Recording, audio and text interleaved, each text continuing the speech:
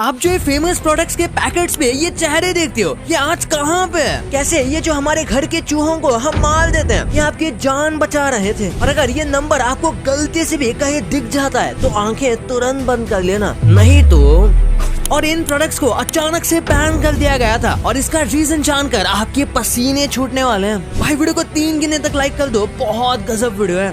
1 2 3 कर दिया तो स्टार्ट करते हैं। नंबर 17, प्लास्टिक की बोतल से अब आप 5 रुपए कमा सकते हो। अयोध्या में एक नया सिस्टम शुरू हुआ है जहाँ पर प्लास्टिक की बोतल के ऊपर एक QR और एक मैसेज लिखा हुआ है, जहाँ पर अगर आप इस बोतल को रिफंड करते हो तो आपको 5 रुपए मिलेंगे। ऐसा इसलिए किया जा रहा है क्योंकि लोग प्लास्टिक की बोतल को ऐसे ही फेंक देते हैं, जिसके बाद ये पानी और अलग अलग जगह पर अटक जाती है और इससे काफी प्रॉब्लम होती है। तो इसीलिए इस सिस्टम को शुरू किया गया है ताकि एटलीस्ट पैसे की लालच से लोग प्लास्टिक की बोतल को फेंके ना और अच्छे से रिसाइकल कर दे। नंबर 16, इंसानों को इंसानों से ज्यादा जानवर पसंद आते हैं। कई सारे स्टडीज में पता चला है कि इंसानों को ह्यूमन से ज्यादा कुत्ते पसंद है। यानी कि अगर मेजॉरिटी लोगों को 2 ऑप्शन दिए जाएंगे कि अगर एक इंसान और एक कुत्ता मर रहा है और आप दोनों में एक को बचा सकते हो और आपके लिए गए डिसीजन को कोई भी क्वेश्चन नहीं करेगा, तो ज्यादातर लोग डॉग को ही बचाते हैं। और कई लोग लिटरली इंसानों से ज्यादा बस कुत्तों को प्रेफर करते हैं। उनका मानना है कुत्ते ज्यादा लॉयल होते हैं, वो प्योर हैं और वो अच्छे दोस्त भी हैं। नंबर 15, ये काम आज तक किसी भी कंट्री लीडर ने नहीं किया था। डोनाल्ड ट्रंप ने अपना नया स्नीकर लाइनअप लॉन्च किया था। जैसे कि आपको नाइक का फेमस जॉर्डन तो पता ही होगा, जो कि माइकल जॉर्डन के ऊपर बनाया गया था और फिर उसके और वर्जन्स भी लॉन्च हुए। बिल्कुल उसी तरह डोनाल्ड ट्रंप ने भी अपने स्नीकर लाइनअप लॉन्च किए। वैसे कई लोग कहते हैं कि उन्हें अमेरिका का नाम सुनते ही स्नीकर्स याद आता है, तो ये काफी ब्रिलियंट मूव है। पर अगेन ये एक बिजनेसमैन वाली हरकत है, ना कि एक लीडर वाली। नंबर 14, एक ऐसा फोन नंबर है जो कि लोग विश करते हैं कि उन्हें ये कभी ना मिले और इसलिए इस फोन नंबर को भी बैन कर दिया गया है। ये नंबर था ये वाला